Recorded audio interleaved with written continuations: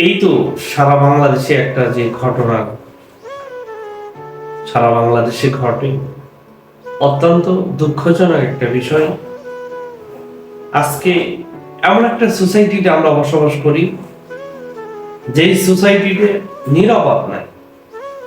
আমার মেয়ের বয়স যদি 5 বছর হয়, তাকে আমি স্কুলে পাঠাবো, নিরাপদ নাই।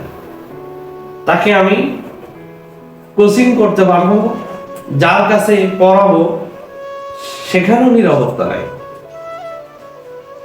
এমন একটা এই সিস্টেমের মধ্যে আমরা বসবাস করি, এবং এই সিস্টেমের মধ্যে বসবাস করে আমরা আবার সেফটি কামনা করি। কখনো সম্ভব না।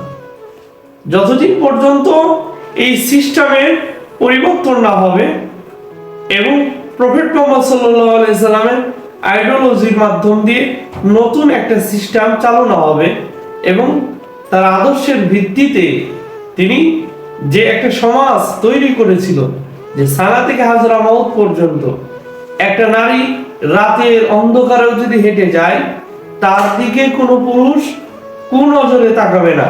ওই নারীর ভিতরে কোনো ভয় বা কোনো দ্বিধা সংকোচ কাজ করবে না যে কেউ আমাকে ইফটিজিং করতে পারে, কেউ আমাকে ইজ্জতের উপর আঘাত করতে পারে, হানা দিতে পারে। এই সমাজ ব্যবস্থা যতদিন কায়েম না হবে, ততদিন পর্যন্ত এই দেশে কোনো সেফটি, কোনো নিরাপত্তা, ধর্ষণ দূর হবে না। আমি যত কিছুই করি না কেন, সম্ভব না, পসিবল না। কারণ আমার পদ্ধতি রাইট ওয়েতে নাই।